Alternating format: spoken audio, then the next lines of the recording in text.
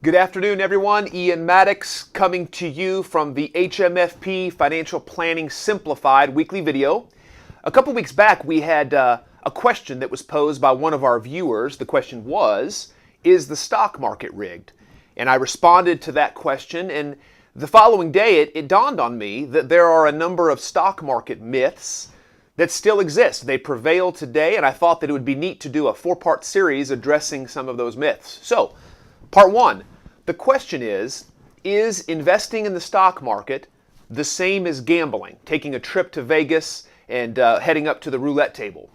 You might wonder why I have a dice here, because in many ways this is just a tool of probabilities, right? I roll it and it lands on a 3. I roll it again and it's going to land on another number. If I roll it enough times, there'll be a pattern that is created, right? Okay, that's random. That's gambling in many ways. But is investing like that? The answer is no, but let me tell you why. When you invest in a company, you are investing in something that is actually creating value, right? There is a company that is headed up by a group of individuals that are either producing goods or services that have value to somebody else, another company or individuals. We buy things from them. We consume the things they produce.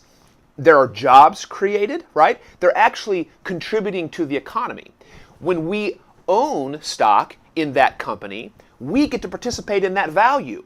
There's nothing random about that. That is us saying, look, I see company XYZ producing ABC, and I like that, and I want to participate in that.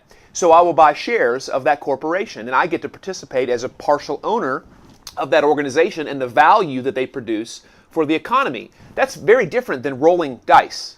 And I think you'd agree with me.